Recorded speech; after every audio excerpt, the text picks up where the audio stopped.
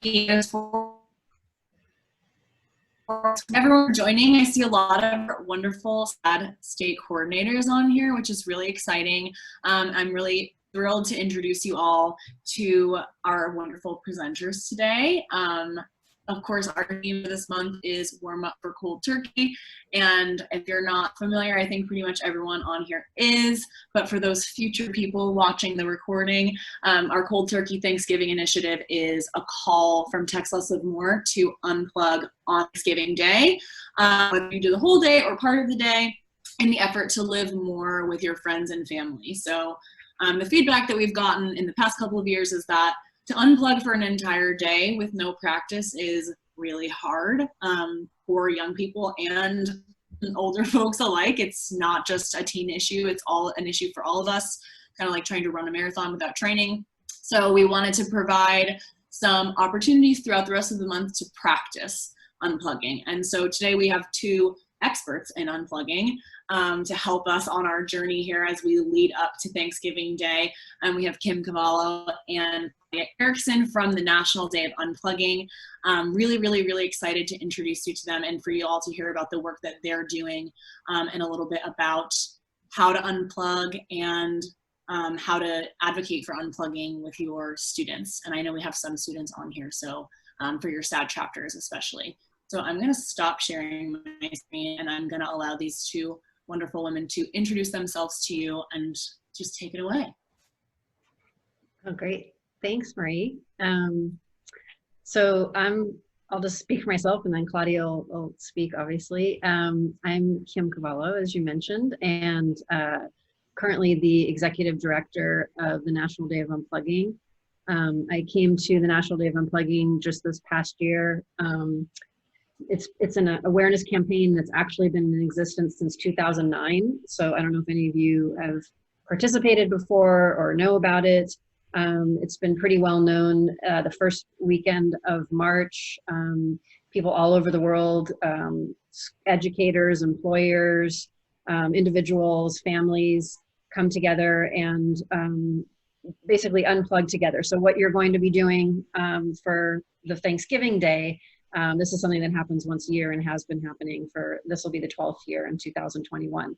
And the way that National Day of Unplugging kind of supports everyone is that you can plan an event, you can register your event, and then as an organization, we send you and supply you with free resources. In the past and this coming year, there's the cell phone sleeping bag, which is a little muslin bag that you can give away to people who participate in your event. We give those to you for free. And schools have traditionally, ordered 1,000 of them and done a week-long program.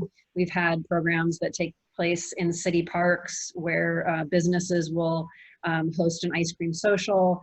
And, kind of the through line is this idea that everybody walks away with this little bag that they can put their smartphone in and really have the opportunity to put it away for the day. And so I would say that's, one of the tips that I'm sure we'll talk about later, which is out of sight, out of mind. So that's something that's really important. The other thing is just my personal history. I'm actually the founder of a company called Lil Space. That's kind of how I got involved with National Day of Unplugging. Lil Space is ironically a timer app, and TextLess Live More has used it. We have what's called Unplugged for a Cause. You count your minutes unplugged, you use the timer just like a meditation timer, and those minutes help you raise money for causes. So we've raised some money for TextLess Live More before and engaged your community, and that was really fun. So I'm a big fan of TextLess Live More. So Claudia, do you want to introduce yourself? Sure. I'm Claudia, and I met Kim through National Day of Unplugging through my efforts through Unplugged Village. That was a company I formed to try and reach out to people in my little community here. I'm in San Diego, La Mesa. And we've done things from unplugged dining to hiding a little rooster at the farmers markets for the families to come out and do a little scavenger hunt every week. And we do kind of fun, healthy, quick activities and different things to engage the community. So yeah, that's it. I'm so excited to be here. Yeah, and I think the thing that we, obviously we love TextLess Live More. We've been partners before. And I think, you know, the thing that's so important is that there's all these organizations out there that focus on different aspects of this life tech balance conversation. And, you know, with TextLess Live More, I know for myself, I've always really been so dedicated to the organization, because there's a really, you know, there's the live more part of it, which is really important. And then there's this, you know, ending distracted driving, which is such an important aspect of this that no one else really takes care of. And you guys do that. And so the idea that we have this partnership where we're all having the same conversation, we want everyone to live more. We want people to find activities beyond their screens, make connections with their family beyond their screens, and then be safe, which is something that I think is so important. And I know with SAD, you know, that's also the partnership between TextLess Live More and SAD is so important, because those conversations, there's distracted driving and there's also destructive decisions. And so all of those things play into, you know, the conversation about balance and wellness and all of that. So our organizations are all really important. Cooperating and collaborating is super important. And so I know Claudia and I are both really happy to be here. Awesome, and I'm so glad that y'all are here as well. I know that you are going to share some tips for how to go cold turkey, how to unplug, but I actually, Kim, what you were saying makes me want to, I have a couple of questions just for the two of you, because I think we would be remiss not to mention right off the bat the fact that unplugging right now feels especially important and especially challenging in our new world of all things virtual. And I know Samantha, who's one of our engagement board students who's on the call right now, has been living in a virtual world and has done a little ping-ponging between some of her peers are back in school and then they were out and she's online, and some of it's hybrid. And how, I mean, I'm sure everyone's asking you this, right? Like what role does unplugging play in the world now where it's so important, even more important and even more daunting and challenging than it was previously? Oh yeah, definitely. I mean, I think the interesting thing, and I think I've had this conversation multiple times since March.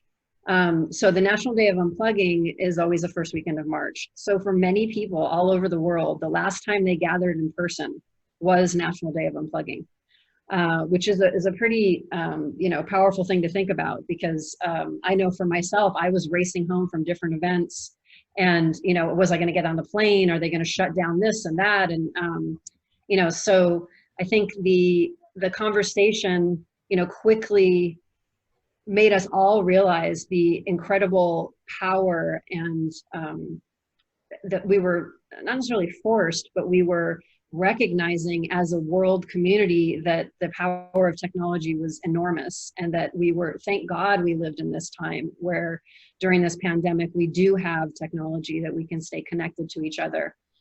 So there's never been, especially for any of the organizations I've been involved with, and this is what brought me together with you, Marie, and with Claudia, like, you know, technology has never been the bad guy. It's never been the thing that we want to villainize. It's always something that we know we need to live with. It's just about balance. And so it's harder than ever right now because we were isolated in our homes.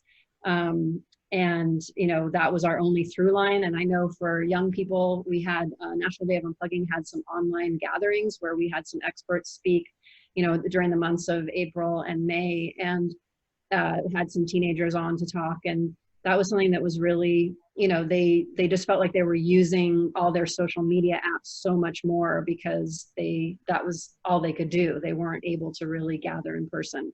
But I think we're getting more creative now. And as we're gearing up for National Day of Unplugging 2021, and we don't know what things are going to look like, we are having those conversations about getting creative. And while maybe some parts of the world aren't going to be able to gather, you know, together because of the weather or, you know, anything like that, I think the resiliency that's come out of this is something that I think is really important to take note of, even when it's all gone and done with. And, you know, in a couple of years from now, I think we all need to remember that we got really creative with how we connected to each other. Yeah, and I think that honestly is actually the perfect segue into turning it over to Claudia a little bit, because I think when we talk about unplugging, you know, that one of the sells is that it's like, it's not complicated, right? Just put it away for a little bit. And it really is ultimately like unplugging with the Little Space app, or on the National Day of Unplugging, or doing it with your family or your friends. Ultimately, at TextLess Live More, we conceive of that as a practice for when you get behind the wheel, because when you get behind the wheel, you are unplugging, right? You're not using your device. And if you never do that in your life outside of the car, it makes it more challenging, right? So we like the simplicity of saying, you know, all you have to do is put it away, out of sight, out of mind. But I think that the problem with that is when you unplug, it's simple, but then you don't actually fill that space with anything, right? Where you're like, okay, now what do I do? So I think that the creativity piece that you brought up really comes into play big time there. And Claudia, I know that you have a lot of creative ideas for what to do while you are unplugging. So I'm going to spotlight you so you can share some wisdom with us there. All right, sure. I think that first and foremost, it's like really important to fill that time and for it to be fun and positive. So for me, it's almost less about talking about we're going to be unplugging now, and more about let's just do this alternative thing that happens to be unplugged and that's cool and fun. And I think that's kind of the key. People get really a little freaked out when they think you're going to take their phone away. So it's kind of good to come up with some fun things. So I think a couple things are really important to consider first. And one is considering who is your audience. And I'm guessing we're talking right now about Thanksgiving, the day. The audience is your family, but are they older? Are they younger? Are they interested in doing things that are fun or more meaningful? Like, kind of what is their currency? What's going to reach them? Do they want to have a relaxing experience? Do they want to have a meaningful experience? Do they want to have a fun experience? Maybe if you're lucky, you can do all of them. But I know I have some family members that some of these ideas, they'd be like, nah, not me. And people would find them a lot of fun. So you need to think about who is at the table and what is their currency. So I think that's important. I think the other thing to consider is, do you have the permission to do some of these things? And who do you need to get permission from? If it's like Aunt Berta, who is running the show and she has got Thanksgiving nailed down and it's going to look like a Martha Stewart, you know, perfect everything, and she doesn't want you messing with anything, you better have a conversation with her and figure out how you can kind of help.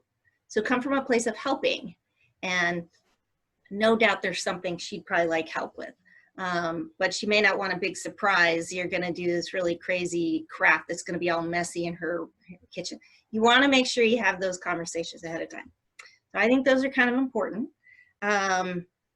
I think that straight up, if you are feeling like this is a group that will be amenable to talking about putting phones away specifically, you can always recommend doing the phone stacking game, where everybody stacks their phone either in a basket or on the table. First one to pick it up has to do the dishes. That's a big motivator for Thanksgiving. There's a lot of dishes afterwards. So you could do that if you think that would work with your group. I don't think it would work with mine personally, but it would work for some people. So that's always an option. Then to get into kind of some of the more fun things, I have made a Pinterest board. So here we go, using technology to help you get off your technology. But that's what it's there for. So I put some things on there, and I can try and figure that out. And Kim knows that if I'm not able to do this, we'll just talk through it. But okay, hold on now, because I'm not great with this. I'm just going to fess up right here now, okay? I'm going to try and share my screen. All right. Hold on a minute. Okay, it's already challenging. Just a minute. I will figure it out. I can't minimize Zoom when I'm recording this meeting. Great. There you go. Sorry. Okay. Well, I'll just share it with you and you can look it up afterwards. So I'll tell you about it. Okay. So I think one of the things you can think about doing with some of the time is crafting and decorating, and they kind of go hand in hand, right? So you could make, a lot of people have those plastic pumpkins left over from Halloween. You can, if there are little kids around, they would go crazy if you carved these pumpkins and made them into little houses for fairies or woodland creatures or something. So there's a cute picture on how to do that. Pine cone turkeys. There's a meaningful and crafty thing you can do. You can, if there's little ones around, they can lay out a big piece of butcher paper on the table and people can write messages on there, something that they feel grateful for. Kids can color and do that kind of thing. For the older people, I have an aunt who does this where you have a nice white tablecloth, everybody comes in and signs it and maybe says something short on it, and then she goes home and cross stitches, embroiders it.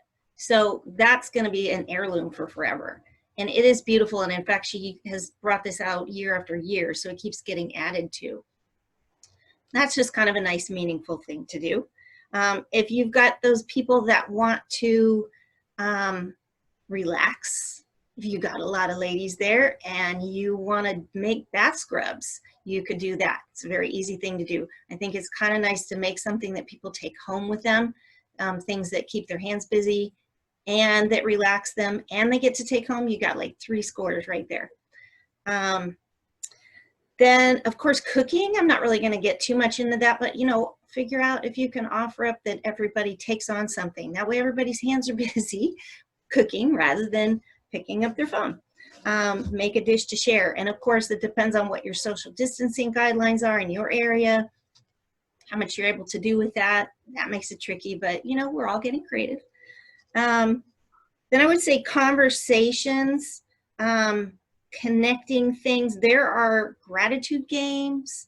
There are conversation starters where you can cut out these little leaves and it asks a question like, what was the most meaningful Thanksgiving you ever had? It's pretty neat to have, you know, your grandma tell about when she was a child or something. You can have those at each person's table, at each person's spot at the table.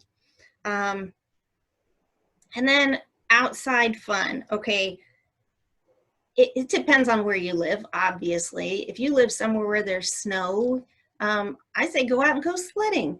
This is where I think really tapping into the fun side of it, and getting everybody that possibly can do it to go out. So there's this crazy thing, I don't know if anybody's heard of, but it's called ice blocking. So I'm from Iowa, so originally, but I've been in San Diego and we don't have snow.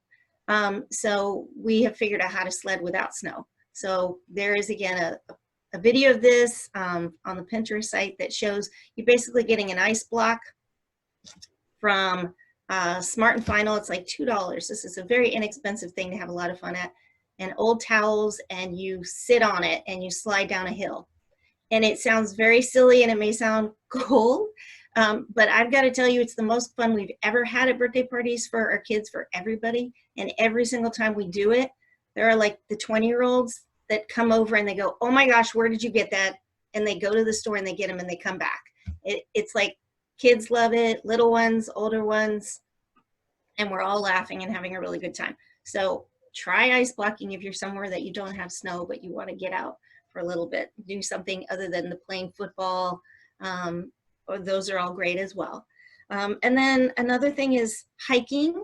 Maybe you have a mountain or something where there are different paths that you can reach the ultimate destination. And if you've really got to do social distancing, maybe 2 of you go on one path, 2 go on another, 2 go on another, and you all meet at the top. So that's kind of that creative social distancing hike idea. And then lastly, I'm thinking, like, if people have heard of little free libraries, those are really neat, and they are all over the world. And you can look at littlefreelibrary.org and find where they're located. And they have little unusual different boxes, or like maybe a dollhouse or an old refrigerator. Sometimes even they've made them out of a tree where there are shelves inside it, and people give out free books to people that come by, and it's kind of a book exchange. but you could also hide things in these little free libraries and make it a scavenger hunt for people to see if they can find the turkey that's hiding in the one library in your community. So I would tell people to definitely check out Little Free Library, because you would be amazed how many of them are around. Some are little, some are big, elaborate, but they're all kind of unique, and that's a fun thing to do as well. So I mean, there are a lot of ideas, but that just kind of gives you some different things to get the brain thinking about creative ways to connect, have fun, things that keep you busy, keep your mind busy, and engage each other in conversation. Awesome. Yeah. Thank you so much. Do you want to add to that? Well, I just had one, somebody was telling me about like going on a Thanksgiving Day walk, and that if you can bring kind of some colored chalk with you and leave positive messages along the way, that's just a nice, a nice thing to do. And, just a way to kind of put out good energy into your neighborhood. So those kinds of things. And little things like, because there's obviously the Thanksgiving dinner, and that's obviously the centerpiece of the day, but, as we said, cold turkey for the day, there's other hours in the day that, maybe other people are prepping the dinner and you're, kind of sitting around. And so that would be a great time to teach a younger sibling a board game that they don't know, maybe play a game where you, reorganize a shelf in your pantry. And so then that whatever food is, not being used, and you can donate to a local food shelter over the weekend. That's always a fun thing to do. Organize a sock drawer and find some warm socks that you might be able to donate to a shelter. So, there's just things that to keep your hands and mind busy before dinner, because that might be the challenging thing too. Yeah. I had one other thing I forgot to mention. Build a fort. Oh yes, she's in your fort. This is my Zoom fort. Kids love forts. So if you have, younger siblings, or you don't even have to have kids. Some adults like forts too. But build a fort, and that can take hours and hours, and it gets really creative, and then they can, kind of read books or make a craft in their fort. So it's another idea. Amazing. I love all these ideas, and I know that I wrote a couple of them down for my family Thanksgiving. And I love, Kim, what you mentioned about, thinking about doing something positive, because obviously the spirit of this holiday is about gratitude and togetherness. So it really is like the perfect moment to unplug for the greater good, if you can. And we're going to sort of transition into our discussion section. And I want to circle back to something that Claudia said, which I think is really important, which unplugging doesn't necessarily need to be like, I am capital U unplugging, and this is a big deal, and it's going to be so challenging, and I'm so, moral and excellent for doing this difficult thing, right? We're probably all unplugging a little bit every day without calling it unplugging, right? Like if you eat dinner at your house and you don't have your cell phones at the table or devices at the table, like that's unplugging. If you spend the first 15 minutes of your day making a list in your notebook at the table while you're drinking coffee, that's unplugging. So it doesn't necessarily have to have this sort of like grand sentiment attached to it that I think can make it seem really daunting. So with that in mind, I think that, Claudia, I'm glad you said that, because it's so, so important. I'm going to share my screen again so that you can see the discussion questions that I have for us today. And I know a lot of you guys on here are educators and organizers of young people. So I do want you to talk about this in the context of the students that you're serving, but also we are all people with devices. So like, please speak to your own experience. This is so important for all of us. And I know a lot of the people on this call are my colleagues. And I think that it's really, really crucial for us too to practice this in our routine, to integrate unplugging into our routines. So approach these conversations from the multitude of contexts that we all have. And of course, as always, I know many of you are veterans to the GetLiving live call. These questions are sort of a suggested springboard for conversation. So do you currently practice unplugging? And you can think about that in the like capital U unplugging way, or in the like sort of covert unplugging way that maybe isn't even intentionally unplugging. Why do you think that you do or could benefit from unplugging personally? and what is a challenge about it for you, and how can you integrate a more intentional unplugging practice into your life. And I think that we could take that one step further and say into your family life, maybe into your workplace, into your school, into your classroom. I think all of that is really, really important. So I will put you guys into breakout rooms now, and I will just spend, 10 or 15 minutes discussing this, all things unplugging. And actually, I think, Carol, I might need you to put everyone in breakout rooms, because I think will do. I am not the hostess with the mostess on this today. And you can also take this time to talk about, formulate a plan together for your cold turkey experience. And I like to say that it is, the cold turkey challenge is a challenge by choice. We can do, like, in my family, for example, I unplug all day. My brother is not interested in unplugging all day, but he unplugs from like noon, like from 12 to 12. Some people are like, oh, I want to take pictures. So you do like a partial unplug, put it on airplane mode, but you still have your phones, you can take photos. It really is very customizable and not at all prescriptive. So think about that as you devise your plans and your groups. So one group will have 3. I think this is one group back, so we'll wait until the clock runs down on group number 2. But I'm going to ask a couple of follow-up questions about your conversation. So I don't know if you want to decide among yourselves who will represent you in this forum. I'm good with either Michelle or Carrie. We were having Dylan, unfortunately we had some audio issues, so we didn't get to hear any feedback from Louisiana, but we felt you, Dylan. Love that. Oh, Michelle, you've been volunteered. All right, and my is back. So I guess we'll start with Michelle, a very willing volunteer here to share what her group talked about, and then I'll flip it over to group number 2 to share the highs of your conversation.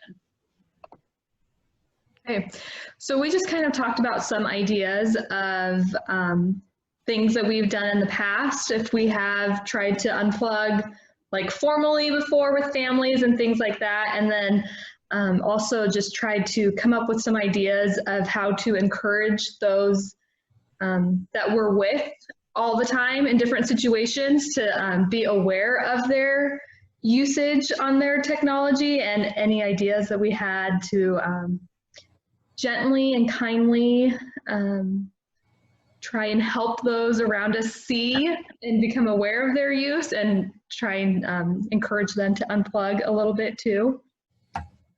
Awesome. I love that. And then for group 2, I'm going to take the liberty of nominating Samantha, our engagement board rep. I'm sure that you saw this coming. Yeah. Talk about.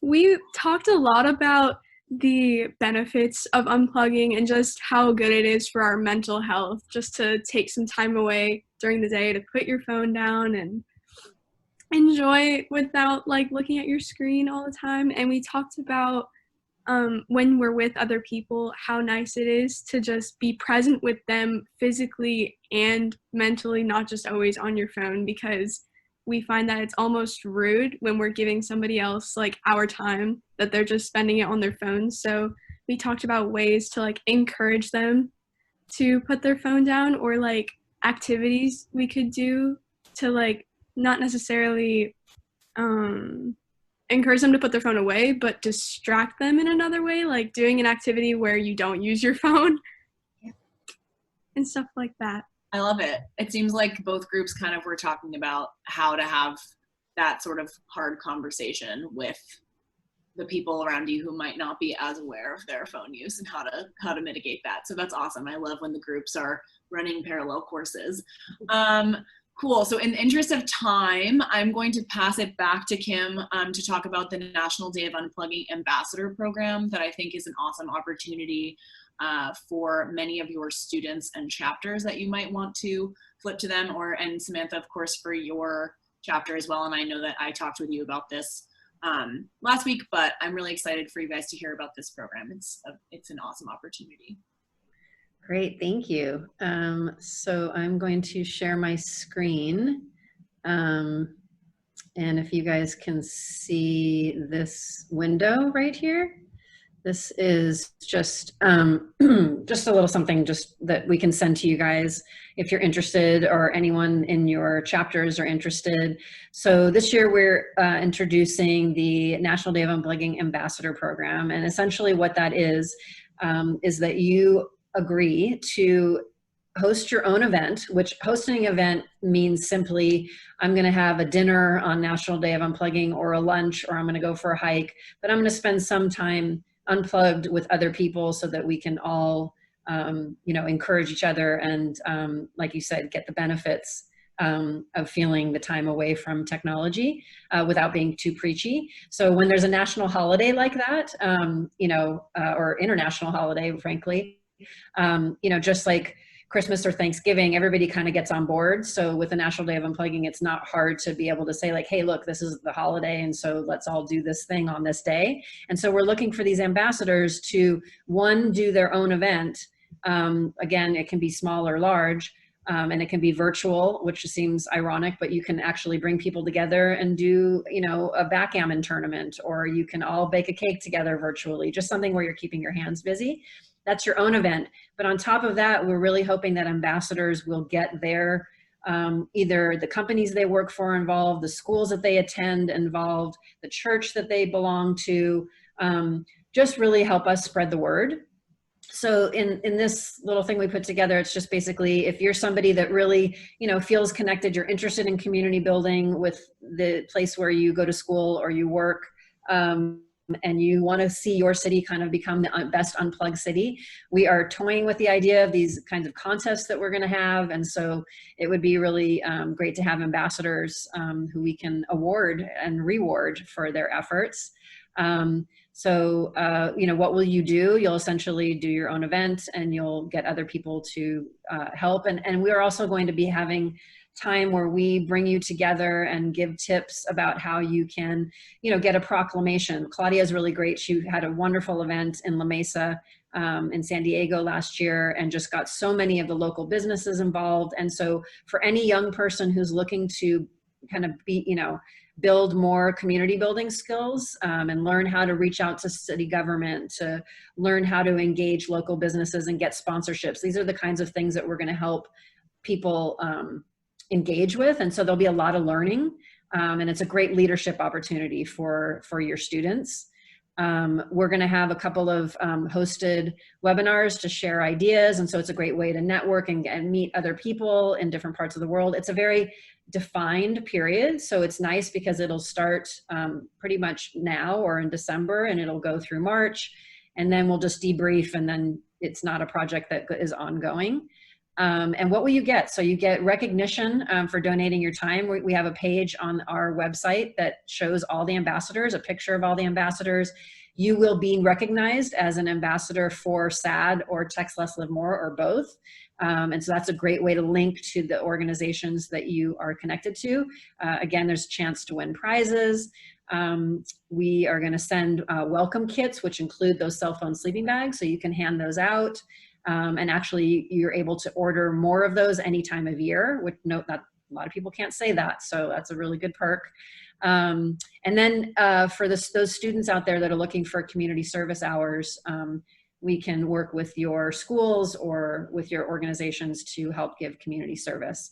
And in terms of the time commitment, it's really your choice. You can do a really tiny event for you and your family and friends, and, you know, go for a nature walk with yourself and 3 other friends, but then maybe you get your church involved, or if you have some kind of charity league or something that you work with. But we really want to help make you feel successful in this. So we are going to, Claudia and I and our team are going to work with each individual ambassador to make sure that they really feel like they've set up, they're set up for success. And we already have ambassadors on board from Alabama to Dubai, to South America. And so it'll be really fun to kind of get together a couple of times before National Day of Unplugging, and then share you know, ideas and then debrief afterwards. So it's just a fun opportunity, and I hope that we can see some of you sign up. Yes, it would be a really, really cool way for any of your students or peers who are interested in unplugging and getting more involved with this side of distracted driving prevention and education, to do something a little bit, I guess, international, not even international, is international. So, and there will also be definitely some sort of TextLess Live More court collab event going on. So hopefully we will be doing a big National Day of Unplugging celebration, however the world looks in March. Yes. Only a few minutes left, so I want to now open the floor for questions. If anyone has any questions for Kim or Claudia about unplugging or National Day of Unplugging or any of that good stuff. You can also drop questions in the chat if you like, and I can kind of monitor. Marie, do you want me to drop in the interest form, or do you want to send that out after, like as a tool? You can drop that in the chat. That's perfect. Okay. I see Samantha nodding her head. We need to get her on board. Okay, awesome.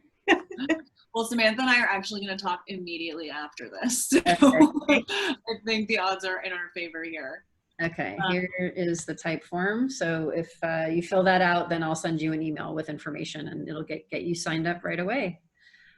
Perfect. Is there a specific? Are you from San Diego? Or are you the one that just said that? Somebody. I saw the chat. It was me. I Oh. just was excited when you said La Mesa. So. Dylan, did you have a question? Yes, I was just going to ask, is there a specific age group of, you know, students that we're looking for ambassadors? Is there I mean, other than, you know, is there a specific age range? Anyone in high school or even middle school are we encouraging? What's our target?